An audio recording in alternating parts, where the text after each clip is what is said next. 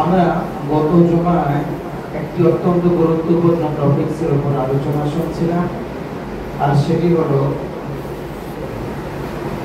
আমাদের জীবনের দৈনন্দিন জীবনে যে গুণাগুলো হয় সেই গুণাগুলোর বিষয়ে আমরা কথা বলছিলাম। বস্তুত প্রকাশ্য কবিরা গুনাহ বা প্রকাশ্য গুনাহের কি ভয়াবহতা এবং তার কি পরিণাম এ সম্পর্কে আমরা আলোচনা শুনছিলাম। আমরা কবিরা গুনাহের কথা বলে কোরআন কারীমের আয়াত থেকে আপনাদেরকে শোনাচ্ছিলাম এমন কিছু সগীরা গুনাহ আছে যে সগীরা গুনাহগুলো আমরা আমাদের অনিচ্ছায় আমাদের দ্বারা সংঘটিত হয়। এই সগীরা গুনাহগুলো কিছু আমলের কারণে মহান রব্বুল আলামিন দয়াময় আল্লাহ আমাদেরকে অটোমেটিক্যালি ক্ষমা করে দেন। এই ধারাবাহিকতা বলতে গিয়ে আমরা তৃতীয় নম্বর পর্যন্ত বলেছিলাম। আজকে চতুর্থ থেকে সপ্তম পর্যন্ত আমরা বলে আমরা আমাদের মৌলিক যে টপিকস প্রকাশ্য গুনাহের ভয়াবহতা এই বিষয়টা আপনাদের সামনে তুলে ধরার চেষ্টা করব ইনশাআল্লাহ। আল্লাহ তাআলা আমাকে সঠিক কথাগুলো বলা এবং আমাদের সবাইকে সঠিক কথাগুলোর উপর ভরপুর আমল করার তৌফিক দান করুন। সবাই বলি আমিন। সম্মানিত ভাইরা, আমরা তৃতীয় নম্বরে বলেছিলাম as-সাদাকা, অর্থাৎ বান্দা যখন সাদাকা করবে সেটা যাকাত অথবা নফল সাদাকা, তো সাদাকার মাধ্যমে বান্দা তার জীবনের সগীরা গুনাহগুলো আল্লাহ তাআলা মাফ করে দেন। আজকে শুরু করব আমরা চতুর্থ নাম্বার, অর্থাৎ চতুর্থ হলো যে আমলের মাধ্যমে বান্দার সগীরা গুনাহগুলো আল্লাহ তাআলা মাফ করে দেন। এর চতুর্থ নাম্বার হলো আত-তাসামু ওয়াল আফু, অর্থাৎ প্রশস্ততা, দিল বড় করা, মনটাকে উজাড় করা, অন্যের ব্যাপারে ছোটলোকি না করা, অর্থাৎ পরস্পরকে ক্ষমা করে দেওয়া।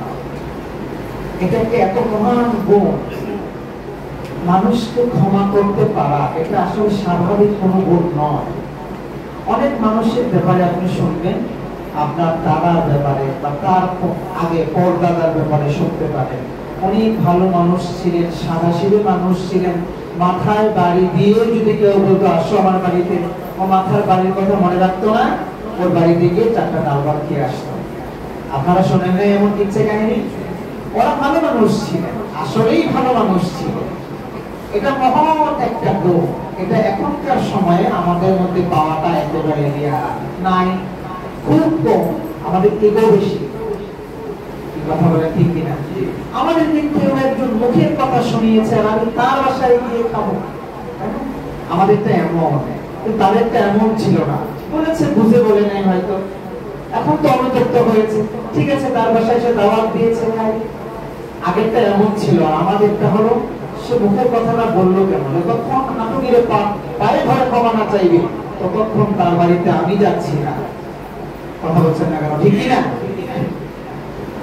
কিন্তু তিনি যদি জানতেন বা আমরা যদি এটা জানতাম পরস্পরকে ক্ষমা করতে পারার যে মহৎ গুণ, এই গুণটির কারণেই মহান রব্বুল আলামিন আপনার জীবনের ঘটে যাওয়া সগীরা গুনাহগুলো মাফ করে দিবেন। সুবহানাল্লাহ। আপনি কারো দোষ ত্রুটিকে উপেক্ষা করলেন, কাউকে ক্ষমা করলেন, কারো দোষটা ঢেকে রাখলেন, গোপন রাখলেন, এর বিনিময়ে মহান রব্বুল আলামিন আপনার জীবনের সগীরা গুনাহগুলো ক্ষমা করে দিবেন। সূরা তাগাবুন 14তম আয়াত, মহান গ্রন্থ আল কোরআনে আল্লাহ সুবহানাহু ওয়া তাআলা বলেন, ওয়া ইন তা'ফু ওয়া তাসফাহু ওয়া তাগফিরু ফাইন্নাল্লাহ গফুরুর রহিম। ওয়া ইন তা'ফু, আল্লাহ বলেন যদি তুমি ক্ষমা করো, ওয়া তাসফু, তুমি যদি অন্যের ভুল ত্রুটিকে উপেক্ষা করো, মনে না করো, মনে না রাখো, ওয়া তাগফিরু, এবং তুমি তার ভুল ত্রুটিকে তোমার কাছে ক্ষমা চাওয়ার আগেই তুমি যদি ক্ষমা করে দাও, ঢেকে রাখো, কারোর কাছে বলে বেড়াও না, তাকে যদি মাফ করে দাও, তাহলে জেনে রাখো ফাইন্নাল্লাহ গফুরুর রহিম, আল্লাহ তাআলা তোমার ব্যাপারে এমন ক্ষমাশীল হবেন যে তোমার জীবনের অতীতের ঘটে যাওয়া গুনাহগুলো ঢেকে রাখবেন এবং তোমাকে ক্ষমা করে দেবেন। সুবহানাল্লাহ।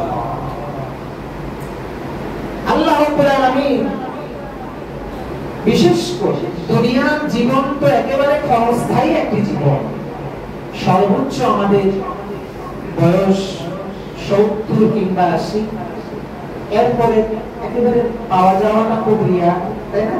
90, 100, এরপরে তো আর যাই না। এই পর্যন্তই আমাদের এই দুনিয়ার হায়াতের জিন্দেগি। এতদিন পর্যন্ত যদি আপনি মরণ কামড় দিয়েও বেঁচে থাকেন, আপনি যদি 3 বেলার জায়গায় 1 বেলাও ভাত খান, আপনি যদি কোন রকম বস্ত্র পরিধান করেও জীবনটা শেষ করে দেন, এতে কিছু আসে যায় না। কিন্তু যদি কিয়ামতের অসীম সময়, যে সময়ের কোনো হিসাব নাই, শেষ নাই, অসীম সময়, বছরের বয়সের কোনো শেষ নাই, 100 না 200 না 200,000 নাকি বিলিয়ন ট্রিলিয়ন নাকি কত অজস্র, এটা আল্লাহ ছাড়া কেউ জানে না। যে সময়ের শুরু আছে, যে সময়ের শেষ নাই, এর নামই হলো পরকাল। সেই সময়ে রব আপনাকে ক্ষমা করবেন। দুনিয়ার সময় আজকে আপনার পরিবার, সেখানে লক্ষ কোটি মানুষ, বিলিয়ন ট্রিলিয়ন মানুষ, অসংখ্য অগণিত মানুষ, সেই মানুষদের মজমায় আপনাকে আল্লাহ তাআলা অপমানিত করবেন না। সেখানে আল্লাহ তাআলা আপনি দুনিয়ায় তার বান্দার সাথে যেমন ব্যবহার করেছেন, আল্লাহ তাআলাও আপনার সাথে সেই ব্যবহারটা ফেরত দিবেন।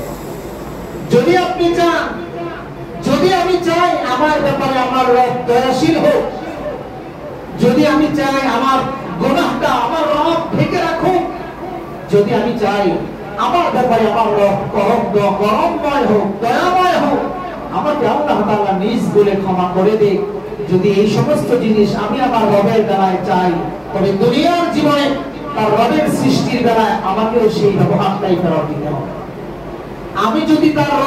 আমি যদি আমার রবের সৃষ্টির বেলায় এই ব্যবহার ফেরত দিতে না পারি, তো রব কেমন করে আমাকে এই ব্যবহার দিবেন? এজন্য আল্লাহ বলেছেন, রাসূল বলেছেন, দুনিয়ার সৃষ্টিজীবের প্রতি যে দয়া করবে, আসমান ওয়ালা তার উপর কিয়ামতের ময়দানে দয়া করবে।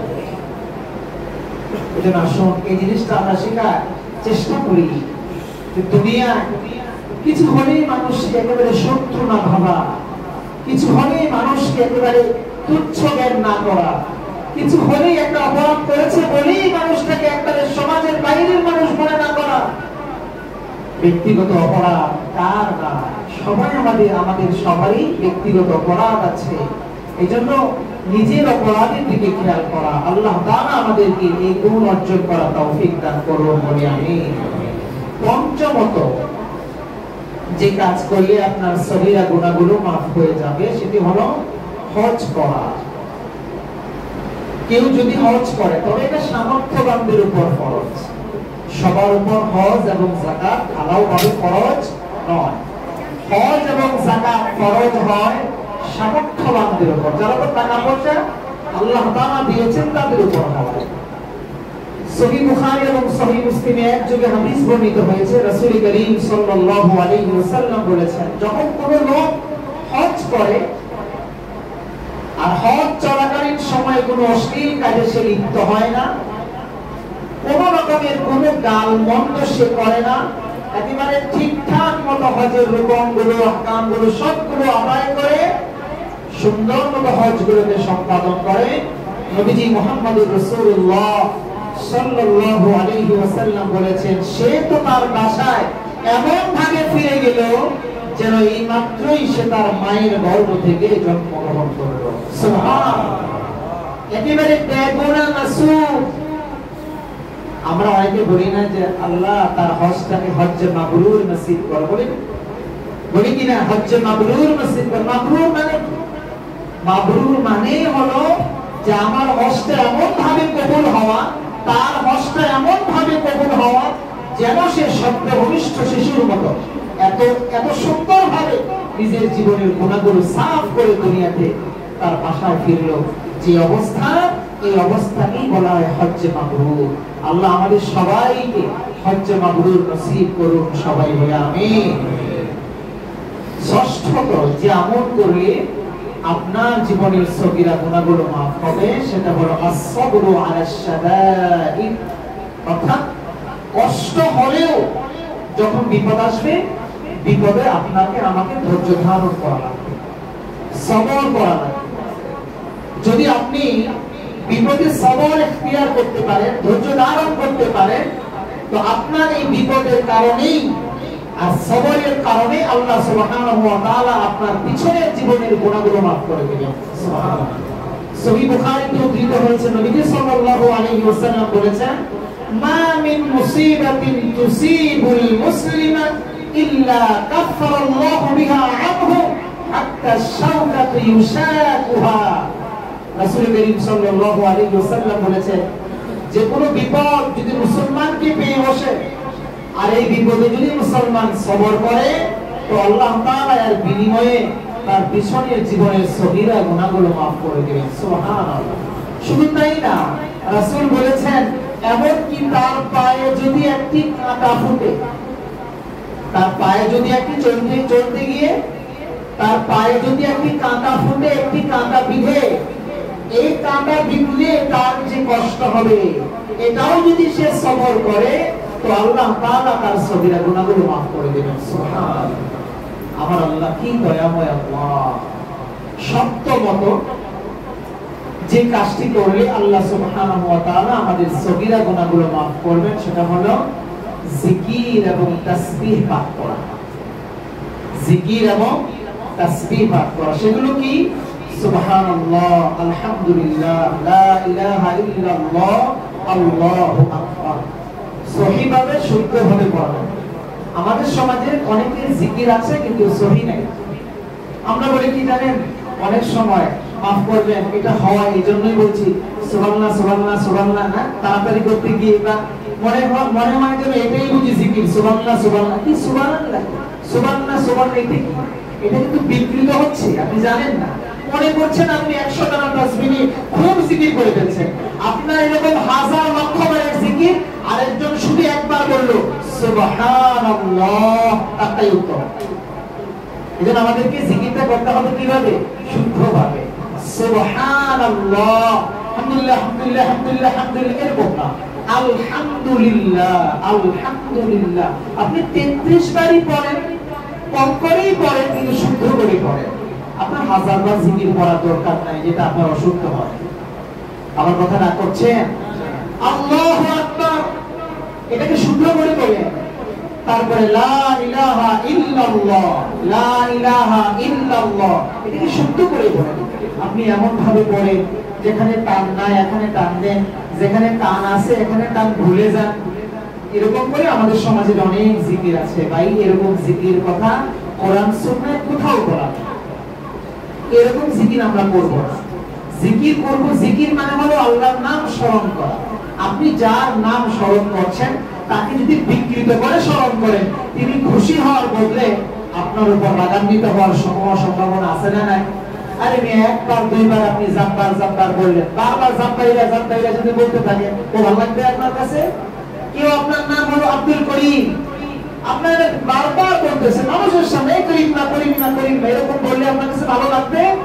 আপনি মানুষ, আপনাকে কেউ একজন বিকৃত করে নাম বললে ভালো লাগে না, এটা আপনার নাম মনে হয় না, মনে হয় যে সে আপনার সাথে দুষ্টামি করছে, খেলতামাশা করছে। কিন্তু আপনি আল্লাহ সুবহানাহু ওয়া তাআলা, মহান শক্তিধর আল্লাহ, এই আল্লাহ তাআলার নাম, সিফাতি নাম, গুণবাচক নামগুলোকে আপনি বিকৃত করে বলছেন। এতে করে আপনার আমলনামায় কিন্তু গুনাহ লেখা হচ্ছে। সাবধান, আমরা যখন জিকিরগুলো করব, এই তাসবিহগুলো যখন পাঠ করব, আল্লাহর রাস্তে এত বুজুর্গ হওয়ার দরকার নাই, আমাকে 1000 কোটি হাজার বার তাসবিহ পড়া লাগবে দৈনিক, এই বুজুর্গ হওয়ার কোনো দরকার নাই। আপনি 100 বার পড়ে ভালো মতো পড়েন, এটা অনেক ফায়দা, অনেক ফায়দা। আমি তো বলি তাসবিহ যদি আপনি আদায় করেন, 6 তাসবিহ আদায় করেন, ফজরের নামাজের পরে এবং মাগরিবের নামাজের পরে তাসবিহটা হাতে নিয়ে সবাই যদি থাকে 6 তাসবিহ আদায় করেন, 100 বার সুবহানাল্লাহ 100 বার পড়েন, 1000 বার পড়া দরকার। 100 বার আলহামদুলিল্লাহ পড়েন, 100 বার আল্লাহু আকবার পড়েন, 100 বার লা ইলাহা ইল্লাল্লাহ পড়েন, 100 বার, আর 100 বার আস্তাগফিরুল্লাহ, আর 100 বার দুরূদ শরীফ। এই 6 তাসবিহ আপনি মাগরিব ফজরের নামাজের পরে এবং মাগরিবের নামাজের পরে, আর এটা আল্লাহকে হাজির নাজির জেনে আপনি এই তাসবিহটা আদায় করেন ধ্যান ও খেয়ালের সাথে, দেখবেন আপনার অন্তরটা কি পরিমাণ প্রশান্ত হয়ে যাবে। আল্লাহ আমাদেরকে আমল করার তৌফিক দান করুন, পড়ি আমিন। দেখেন সহিহ বুখারীতে উদ্ধৃত হয়েছে একটি হাদিস, নবীজি বলেছেন, মান ক্বালা সুবহানাল্লাহি ওয়া বিহামদিহি ফি কুল্লি ইয়াউমিন মিআতা মাররা গফারাল্লাহু আযজা ওয়া জাল্লা ওয়া হুত্তাত খাতায়াহু। রাসূল বলেছেন, কেউ যদি প্রত্যেকদিন সুবহানাল্লাহি ওয়া বিহামদিহি এই শব্দটা, এতটুকু শব্দ 100 বার জিকির করে, দৈনিক দিনে 100 বার কি বলবে? সুবহানাল্লাহি ওয়া বিহামদিহি। এই শব্দটা যদি সহিভাবে 100 বার পড়ে, বলেন যে রব করেন, আল্লাহ তাআলা তার জীবনের সগীরা গুনাহগুলো maaf করে দেবেন। সুবহানাল্লাহ। রাসূল বলেছেন, কি পরিমাণ সগীরা গুনাহ উম্মত তুমি জানাও, ওয়ালাউ কানাত মিথলা জাবাদিল বাহর, যদি তার সগীরা গুনাহ কুল কিনারাহীন সাগরের ফেনা পরিমাণ হয়, তার সগীরা গুনাহ যদি কুল কিনারাহীন সাগরের ফেনা পরিমাণ হয়, তবু তাকে তার এই সগীরা গুনাহগুলোকে যিনি maaf করে দিবেন। একটা আওয়াজ করে বলেন, তিনি কে? আল্লাহ। প্রিয় ভাইরা, এতক্ষণ আমরা যে আলোচনাটা করেছি গত জুমা থেকে, এটা হলো আমরা এতক্ষণের আলোচনা দ্বারা প্রথম আলোচনা, এটা বাদ দিয়ে প্রথম বলেছিলাম কুল্লু উম্মতি ইয়াদখুলুনাল জান্নাহ, আপনাদের মনে আছে তো? ইল্লা মান আবা, অর্থাৎ দুনিয়ার সব মানুষেরই জান্নাতে যাবার কথা, যারা নবীজির উম্মত সকলেরই জান্নাতে যাবার কথা, কিন্তু যারা আবা তারা জান্নাতে যাবে না। এটা বাদ দিয়ে বাকি যত কথা বলেছি আমাদের এতক্ষণের আলোচনায় মনে হয়েছে আমরা বুঝি সবাই জান্নাতে চলে গিয়েছি, ঠিক কি না?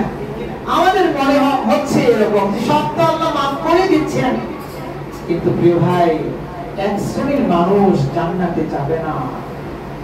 এক শ্রেণীর মুসলমান, নামধারী মুসলমান, তারা জান্নাতে যাবে না, তারা জাহান্নামে পড়ে থাকবে। তারা কারা?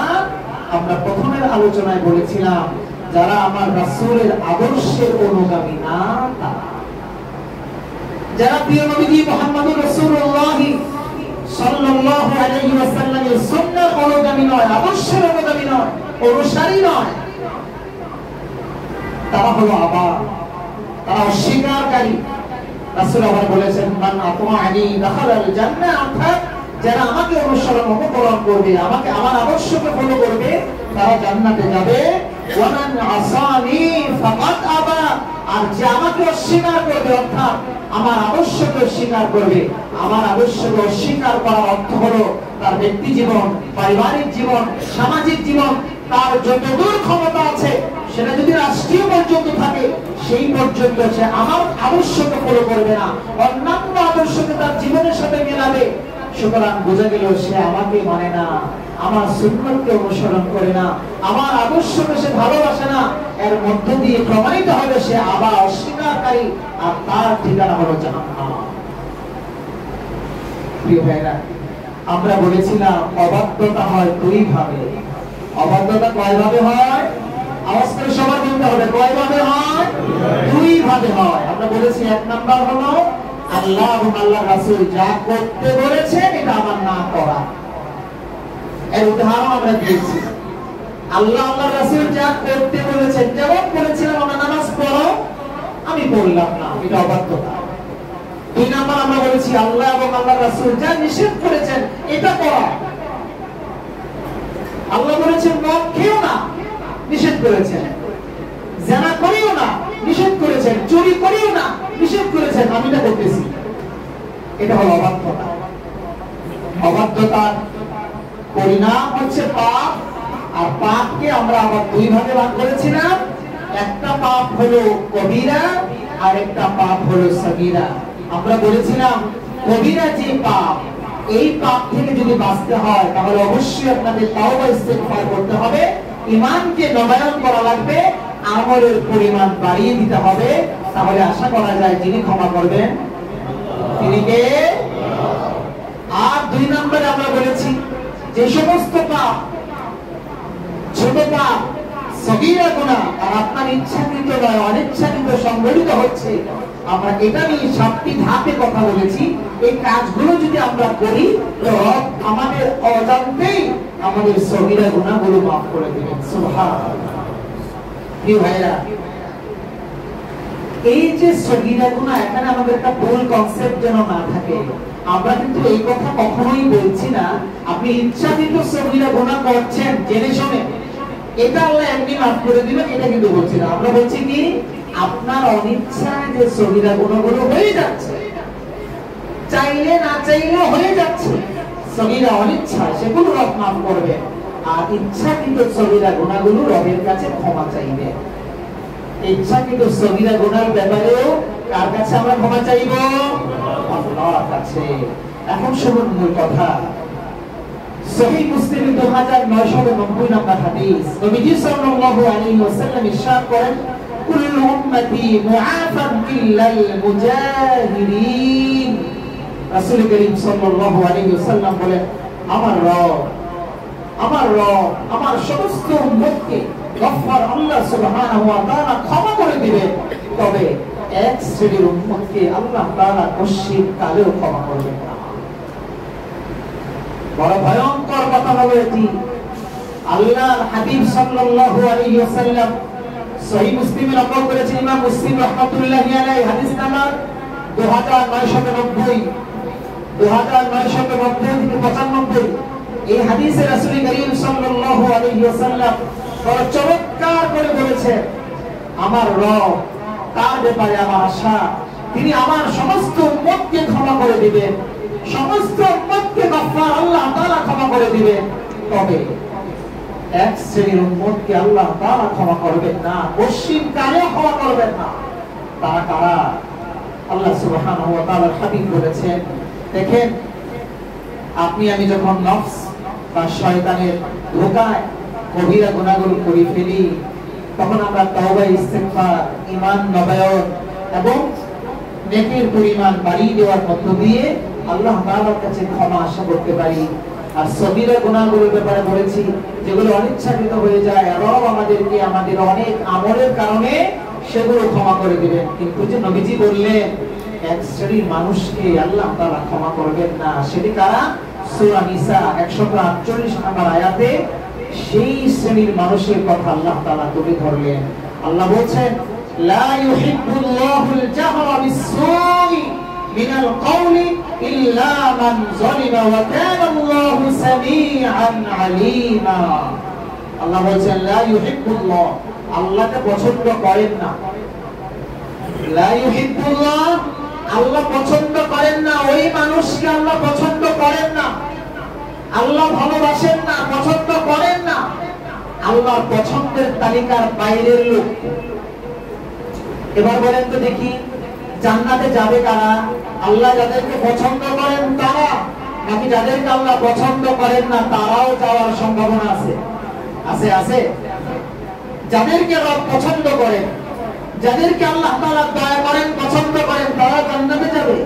আর যাদেরকে পছন্দ করবেন না, সেই তালিকা থেকে ছিটকে যাবে, তারা আল্লাহ তাআলার জান্নাতে যাবে না। রব বলেছেন, লা ইউহিব্বুল্লাহ, লা ইউহিব্বুল্লাহ, আল্লাহ পছন্দ করেন না আল জাহরা বিস-সুই মিনাল কওল, মন্দ কথা, মন্দ কাজ।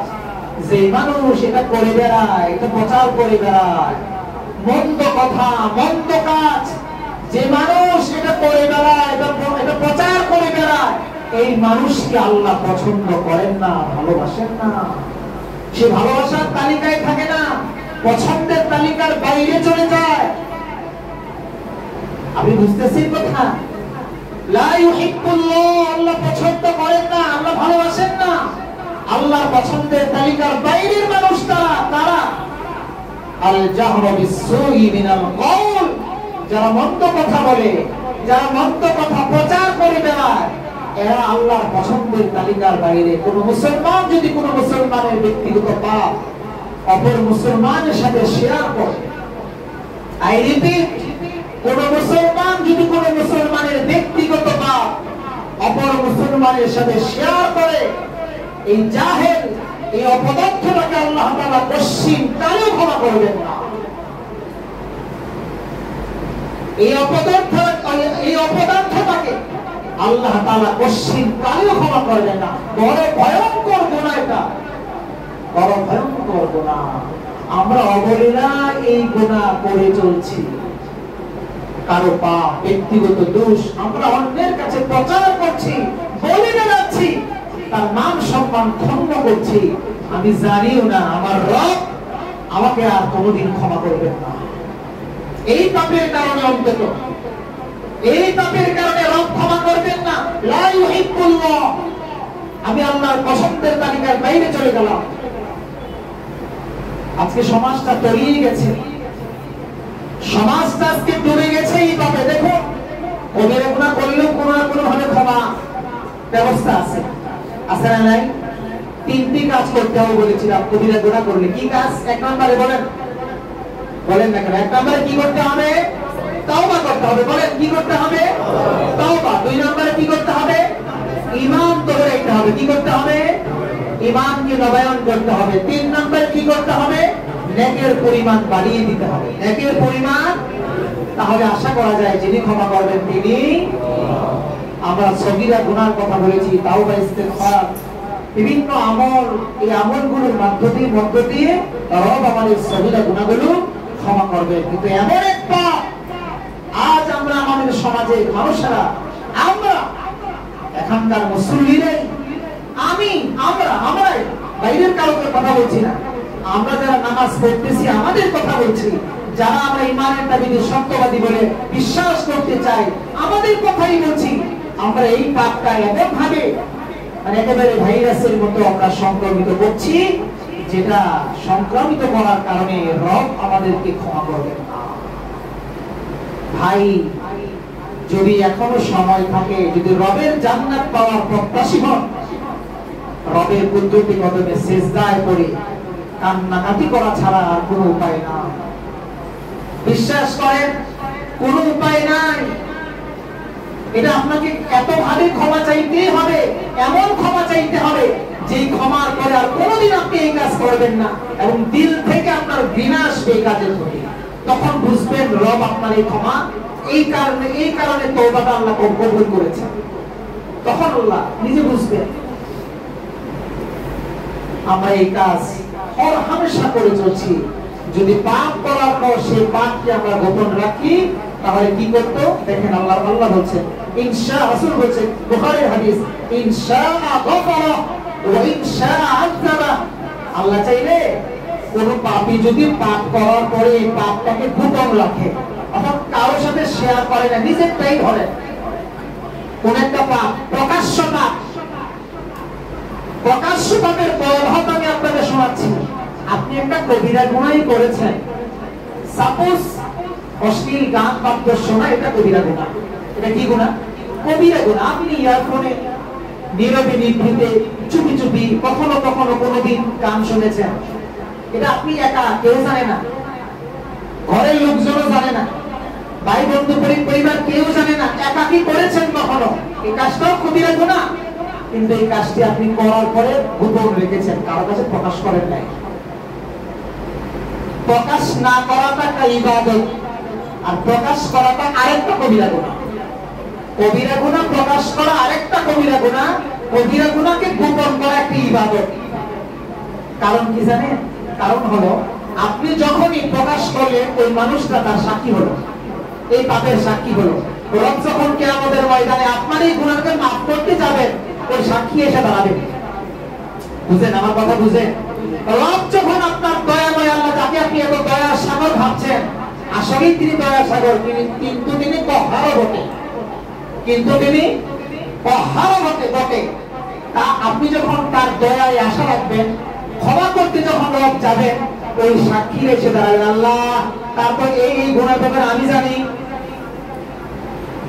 আল্লাহ এই গুনাহ আর ক্ষমা করবেন না, এই গুনার শাস্তি নির্ধারিত। আপনি কি বুঝতেছেন কথা? হ্যাঁ, গুনাহ করার পরে যদি আপনি কাউকে কথা না বলেন, ইনশাআ গফারা, আল্লাহ চাইলে তার এই গুনাহ ক্ষমা করে দিতে পারে। এটা আল্লাহ, এখন এখতিয়ারটা আল্লাহর কাছে, আল্লাহ জানে আর বান্দা জানে। তওবা করলে আল্লাহ মাফ করে দিতে পারে, ওয়া ইনশাআ আযাবা, অথবা আল্লাহ যদি তার প্রতি কোনো কারণে রাগান্বিত হয়, তাহলে এই গুনাহ আজানও দিবেন, দিতেই পারে, এটা তার ইখতিয়ারই আছে। কিন্তু যদি আপনি শেয়ার করেন, কারোর সাথে বলে বেড়ান আপনার নিজের গুনাহ অপরাধটা, এবং অনেক সময় মানুষ বলে তো বলে, গর্ব করে বলে এমন কাম আমি করতে পারছি, এরকম গর্ব করে বলে।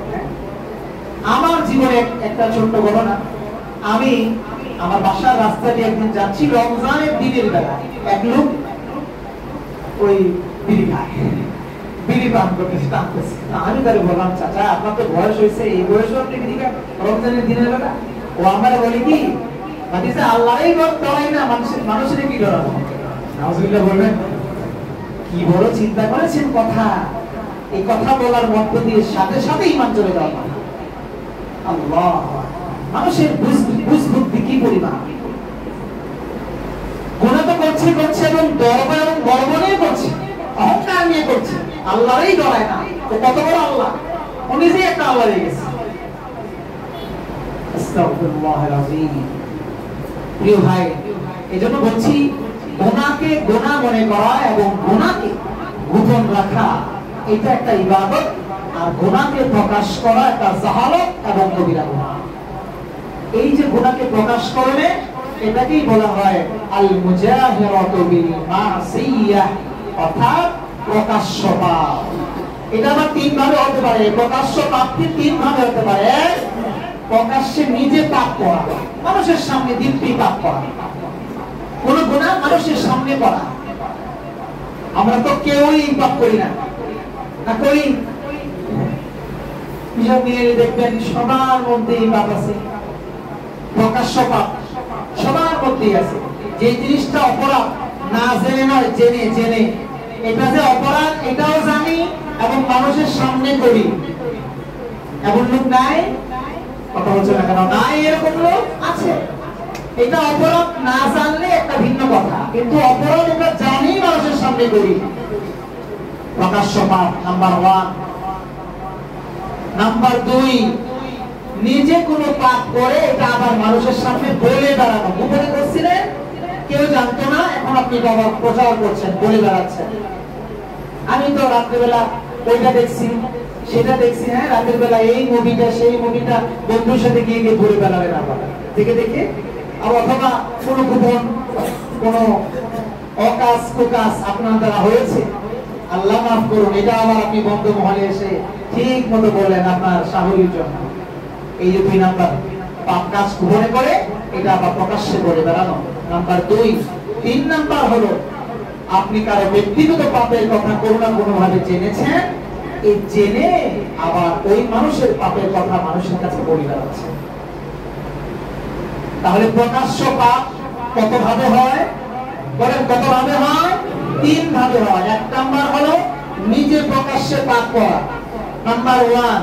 নাম্বার 2, গোপনে পাপ করে মানুষকে বলে বেড়ানো, নিজেরটা। নাম্বার 3, অন্যের কারো দোষ জানার পরে এটা আবার প্রকাশ্যে মানুষের কাছে শেয়ার করা, বলে বেড়ানো।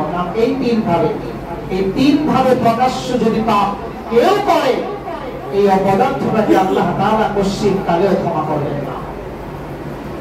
ফর এক্সাম্পল, প্রকাশ্যে পাপ কেমন?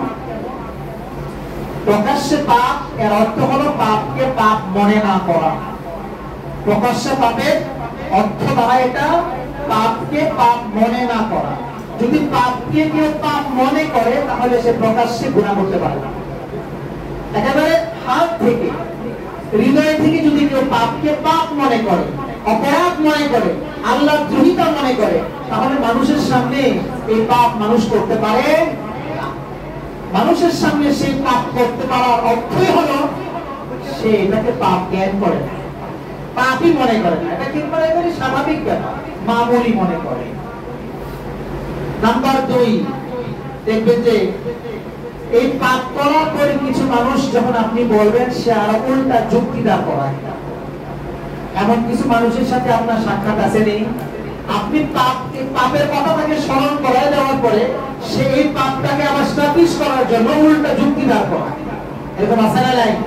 2। 3 নাম্বার হলো যখন আপনি এই পাপের কথা স্মরণ করাবেন, তখন নানান ভাবে সামাজিকতার দোহাই দিয়ে এটাকে স্টাবলিশ করতে চায়। বলে সমাজ করে, সবাই করে, আমি বলে দোষ কি? এরকম আসেনি নাই? কথা বলেন না, আছে না নাই? বলে কি সবাই করে, আমি করলে দোষ নেই, তাহলে আমারটাই দেখেন মিয়া। হ্যাঁ, এরকম বলে গেল। আস্তাগফিরুল্লাহ আল-আযীম। প্রিয় ভাই, এরকম যদি আপনি অত্যন্তপূর্ণ আচরণ করে থাকেন, আল্লাহর কাছে এই মুহূর্তে ক্ষমা চান, আল্লাহর কাছে এই মুহূর্তে চোখের পানি ছেড়ে দেন, রোনাজারি করেন, আল্লাহর কাছে এই মুহূর্তে তাওবা ইস্তিগফার করেন। রব যদি আপনাকে আসলে ক্ষমা না করে, তাহলে আপনার জান্নাতে যাবার কোনো গ্যারান্টি নাই, কোনো গ্যারান্টি নাই। 2 নাম্বার হলো পাপ করে মানুষের কাছে বলে বেড়ানো। সহিহ বুখারী এবং সহিহ মুসলিমে এক যুগে হাদিস বর্ণিত হয়েছে, রাসূল করিম সাল্লাল্লাহু আলাইহি ওয়াসাল্লাম বলেছেন, আলা মাজালিসাকুম, একবার এরকম একটা মজমা করলেন রাসূল। কি করলেন? এরকম একটি মজমা করলেন। সাহাবায়ে কেরাম রাসূলের সামনে বসা, সাহাবাদের নারীরাও বসা, সাহাবীদের পুরুষরাও বসা, নারীরা এক জায়গায় বসা, পুরুষরা আরেক জায়গায় বসা। রাসূল বলেন, আলা মাজালিসাকুম, খামোশ, সাবধান, সবাই একদম চুপসে যাও, কোনো কথা হবে না, এরকম বলছেন রাসূল। সাবধান। রাগ করে বললেন, তোমরা যে যেভাবে বসে আছো এভাবেই বসে থাকবে, নড়াচড়া করবে না। রাসূল তো রাসূল, রাসূল এটা বলার পরে কারো কিন্তু ক্ষমতা আছে নড়াচড়া করা? একবারে সাহাবারা সবাই ভয় পেয়ে গেল। রাসূল করিম সাল্লাল্লাহু আলাইহি ওয়াসাল্লাম পুরুষদের কাছে গেলেন, কে বললেন, তোমাদের মধ্যে কেমন আছে রাতের বেলা স্ত্রীর সাথে থেকেছো আর দিনের বেলায় তা আবার বলে বেরিয়েছো? রাসূল পুরুষ সাহাবাদের কাছে গেলেন আর বললেন, তোমাদের মধ্যে কেমন আছে যে রাতের বেলা স্ত্রীর সাথে থেকেছো আবার দিনের বেলা বন্ধু ভাইরা বলে বেরিয়েছো, মজা নিয়েছো? কে আছে এরকম? কেউ কোনো কথা বলছে না, সবাই মাথা নিচু করে ফেলেছে, চুপচাপ, তিন পতন নীরবতা। রাসূল করিম সাল্লাল্লাহু আলাইহি ওয়াসাল্লাম নারীদের কাছে গেলেন, নারীদের কাছে গিয়ে বললেন, তোমাদের মধ্যে কে এমন আছো রাতের বেলা স্বামীর সাথে থেকেছো আর দিনের বেলা নিজের বান্ধবীদের সাথে কিংবা ঝায়ের সাথে অর্থাৎ জালের সাথে বলে বেরিয়েছো? কেউ কোনো কথা বলছে না, সবাই তিন পতন নীরবতা।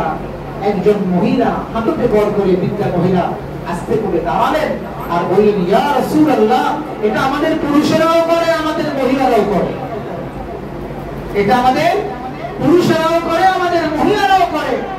রাসূল করিম সাল্লাল্লাহু আলাইহি ওয়াসাল্লাম বললেন, তোমরা তোমাদের গোপনীয়তাকে বলে বেড়াবে না। যারা এরকম গোপনীয়তাকে বলে বেড়ায় তাদের উপমা হলো ওই শয়তান নারী এবং পুরুষের মতো, যে শয়তান রাস্তার মধ্যে আরেক শয়তানের সাথে সাক্ষাৎ পেয়েছে আর রাস্তায় তারা কাজ শুরু করে দিয়েছে আর মানুষেরা সবাই তাকিয়ে তাকিয়ে তার দিকে দেখছে। এর যে অবস্থা, ওই নারী কিংবা পুরুষের একই অবস্থা যে রাতের বেলায় তার স্বামী কিংবা স্ত্রীর সাথে থেকে বন্ধু মহলে এটা বলে বেড়া। আল্লাহ তাআলা আমাদেরকে বলার বুঝার তৌফিক দান করুন, বলি আমিন। আজ তো আমাদের সোশ্যাল মিডিয়ার যুগ না? এই সোশ্যাল মিডিয়ার যুগে নানান কিছু আমরা আমাদের দৃষ্টিগোচর হয়, জানতে পারি। আমাদের অনেক সময় অনেক ভাই, অনেক মানুষেরা দেখা যায় তাদের বেডরুম পর্যন্ত সোশ্যাল মিডিয়া শেয়ার করে, আছে না নাই? তার স্ত্রীকে, তার বেডরুমকে কি ঘটেছে এগুলো কোথায় শেয়ার করে? আজকাল সোশ্যাল মিডিয়ায় সেগুলো শেয়ার করে, ইউটিউবে শেয়ার করে, ইনস্টাগ্রামে শেয়ার করে। প্রিয় ভাই, কি করছেন আপনি? কি করছেন আপনি? একবারের জন্য কি আপনার একটু বোধোদয় হয়? এটা তো আপনার প্রাইভেট জিনিস ছিল।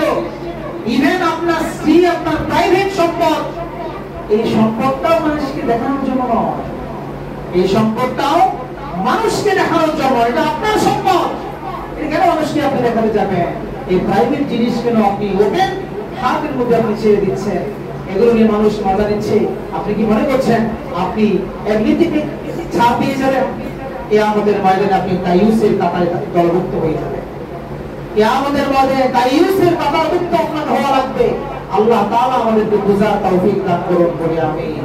3 নাম্বার বলছিলাম, কারো গোপনীয়তা, ব্যক্তিগত দোষ, এটা অনেকে বলে বেড়ায়।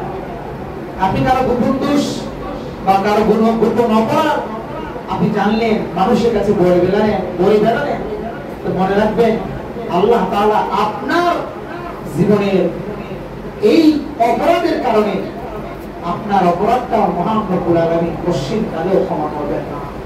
আর ক্ষমা যদি আপনার আল্লাহর পক্ষ থেকে না হয়, আপনি যত বড় হাজী আর গাজী মানুষ জানুক না কেন, রবের কাছে ক্ষমা না থাকলে আপনার 2 পয়সার কোনো দাম আল্লাহর কাছে না।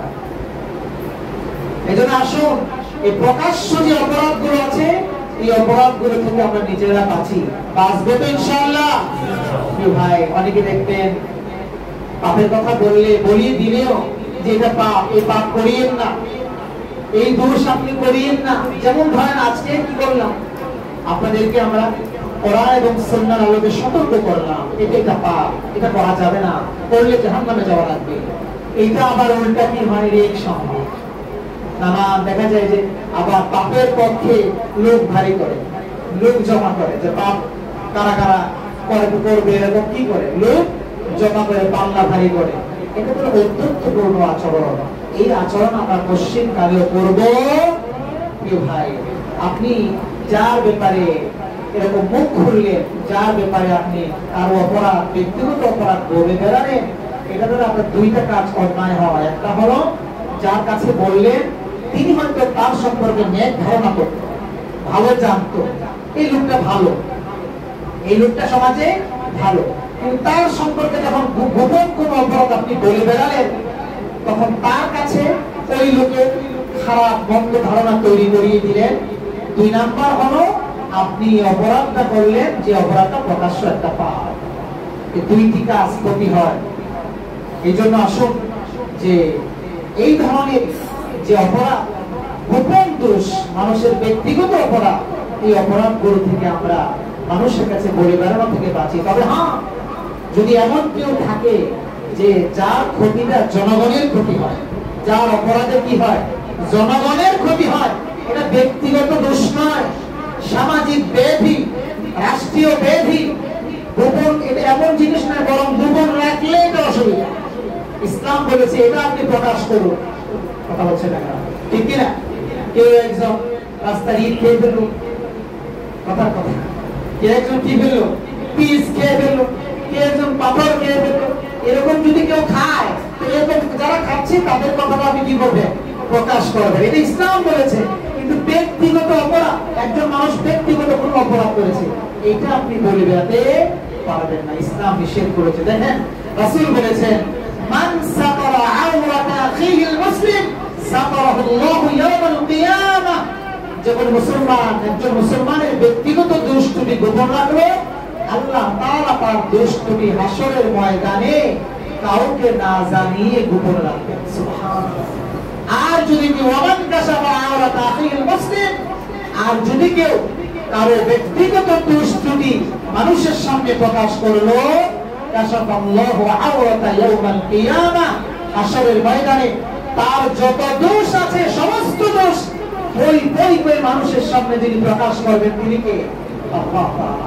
এমনকি আল্লাহ হাবিব বলছেন, হাত্তা ইফতিহাহু ফি বাইতিহি, এমন লাঞ্ছিত তাকে দুনিয়ায় করবেন, তার ঘরে পর্যন্ত তাকে অপমানিত করে ছাড়বেন আল্লাহ। তার পরিবারের কাছে, তার ঘরেও আল্লাহ তাআলা কি করবেন, অপমানিত করবেন, লাঞ্ছিত করবেন। এজন্য আসুন এই অপরাধ থেকে আমরা বেঁচে থাকি। আল্লাহ সুবহানাহু ওয়া তাআলা আমাদেরকে প্রকাশ্য পাপ থেকে বাঁচার তৌফিক দান করুন বলি আমিন। সংক্ষেপে আমরা 25টি পাপের কথা এখন বলবো, যে পাপগুলো যদি একজন নামাজি করে, একজন হাজী করে, একজন গাজী করে, একজন মাওলানা সাহেব করে, একজন মুফতি সাহেব, হাফেজ সাহেব করে, একজন ইমাম সাহেব করে, একজন তাহাজ্জুদ গুজার করে, সে যত বড় কপালে দাগ ফেলে দেন না কেন, এমন ব্যক্তিও যদি এই 25টি পাপ করে, তাহলে তার জায়গা জাহান্নাম। তার জায়গা কোথায়? তাকে অবশ্যই দুনিয়ার জীবনে তওবা করা লাগবে, ঈমান নবায়ন করা লাগবে, আমলের পরিমাণ বাড়াইতে হবে, রবের কাছে খাঁটি তওবা করে কবরে যাওয়া লাগবে, নইলে তার পাপ নাই। এখন 25টি পাপ সংক্ষেপে বলছি, সময় কম। নাম্বার 1, 1 নাম্বার, অবৈধ ইনকামের মাধ্যমে দেহ গঠনকারী ব্যক্তি জাহান্নামে যাবে। নামাজ পড়লে জাহান্নামে যাবে। বুঝেন কি কথাটা? অবৈধ ইনকামের মাধ্যমে দেহ গঠনকারী যেই হোক। নাম্বার 1 একেবারে সংক্ষিপ্ত, আপনি মনে করে বুঝে নিন। নাম্বার 2 আত্মীয়তার সম্পর্ক ছিন্নকারী, ও যত বড় নামাজি হোক জাহান্নামে যাবে। নাম্বার 3, প্রতিবেশীকে যে ব্যক্তি কষ্ট দেয়, ও চায় না গান শুনতে, কিন্তু 3টা পর্যন্ত সবার থাকা লাগে তার আরেক পাশের গান শোনার কারণে, ব্যাকসাইডের কারণে কষ্ট দেয় না। এমন বড় বড় কি ফুটায়, বাজি ফুটায়, যে ঘরে বৃদ্ধা এবং ঘুমন্ত ব্যক্তি এবং শিশুরা আতঙ্কে উঠে, এরকম আছে না নাই? প্রতিবেশীকে আপনি কষ্ট দিচ্ছেন, জাহান্নাম আপনার ঠিকানা। মনে রাখবেন। 4, মা বাবার অবাধ্য সন্তান, জাহান্নামে যাবে। নাম্বার 5, ওই নামাজি, ওই মুসলিম নামাজি যার মুখের ভাষা অশ্লীল, কথা কইলেই গালি দেয়, ও গালি ছাড়া বুঝেই না কিছু। এরকম কিছু মানুষ আছে না, ও নামাজ পড়লেও জাহান্নামে যাবে। নাম্বার 5, ওই শাসক কিংবা ওই নেতা তার প্রজা কিংবা কর্মীদেরকে সে ঠকায়।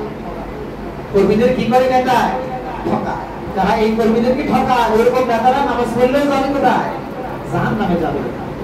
নাম্বার 7, অন্যের সম্পদ যে অন্যায় ভাবে আত্মসাৎ করে, নিজের মনে করে খায়। সম্পদের ফল না, এটা জনগণের অথবা অন্য কারো, তার ভাইয়ের বা চাচা ফুফু বা যে কোনো ভাবে অন্যের, এটা নিজের মনে করে খায়। আছে না নাই? অভাব নাই। তারপরে নাম্বার 8, উপকার করে খোটা দেয়। আছে না? যে নামাজে উপকার করে খোটা দেয়, তার ঠিকানা কোথায়? জাহান্নাম। নাম্বার 9, ওই নামাজি যে নামাজও পড়ে আবার মদও খায়, রাসূল বলেছেন তার ঠিকানা জাহান্নাম। নাম্বার 10, এতিমের মাল আত্মসাৎকারী। যে নামাজি এতিমের মাল কি করে? আত্মসাৎ করে, ও নামাজ পড়লেও যাবে কোথায়? জাহান্নামে যাবে। নাম্বার 11, চুগলখোর মুনাফিক, নামাজ পড়লেও যাবে কোথায়? জাহান্নামে যাবে। নাম্বার 12, গীবত শিকায়াতকারী, ওই নামাজি গীবত শিকায়াতকারী, জাহান্নামে যাবে। নাম্বার 13, যারা অন্যের পিতামাতাকে নিজের পিতামাতা বলে চালিয়ে দেয়। অনেক সময় দেখা যায় নিজের পিতামাতার বংশ ভালো না, একেবারে ঋষি বংশ, কথার কথা, ও অন্য জায়গায় চাকরি দিচ্ছে, গোবরে পদ্মফুল ফুটছে, এখন নিজের বাবা মার আর পরিচয় দেয় না, ও পরিচয় দেয় অন্য একটা। এরকম আছে না নাই? তারপরে 14 নম্বর, এমন নামাজি যে অহংকার করে, সে জাহান্নামে যায়। যেমন 15 নম্বর, যে নামাজ পড়ে আবার মিথ্যা বলে, ওই নামাজিও কোথায় যাবে? জাহান্নামে যাবে। 16 নম্বর, ওই নামাজি যে নবীজির নাফরমান, নবীর সুন্নতের ইজ্জত করে না, সুন্নতের মহব্বত করে না, নবীর আদর্শের মহব্বত করে না। 17 নম্বর, ওই মহিলা যে বিনা কারণে বারবার স্বামীর কাছে তালাক চায়, বিনা কারণে স্বামীর কাছে বারবার কি চায়? তালাক চায়। ও নামাজ পড়লেও যাবে কোথায়? জাহান্নামে যাবে। 18 নম্বর, বিল ইলম হাসিল করে দুনিয়া উদ্দেশ্য থাকে, দুনিয়া কামানোর জন্য ইলম অন্বেষণ করা, ও কোথায় যাবে? জাহান্নামে যাবে। নাম্বার 19, যে চুল কিংবা দাড়িতে নিরেট কালো খেসাব লাগায়, চুল কিংবা দাড়িতে নিরেট কালো খেসাব লাগায়, এটা কবিরা গুনাহ। ও নামাজ পড়লেও জাহান্নামে যাবে, তওবা না করলে। আর তওবা কেমন হবে? আল্লাহ না দেব না, কথা বলে ঠিক নেই। 20 নাম্বার, যে লোক দেখানো ইবাদত করে, যে নামাজি কি করে? লোক দেখানো ইবাদত করে, জাহান্নামে যাবে। নাম্বার 21, ওই নামাজি যে তার ওয়ারিসকে ঠকায়, ওই নামাজি যে তার ওয়ারিসকে ঠকায়, সে নামাজ পড়লেও জাহান্নামে যাবে। নাম্বার 22, ওই সমস্ত মহিলা যারা ভ্রূণ রাগ করে, পরচুলা লাগায়, হ্যাঁ, শর্টকাট পোশাক পরে এবং পারফিউম ব্যবহার করে রাস্তায় বের হয়, এরা নামাজ পড়লেও যাবে কোথায়?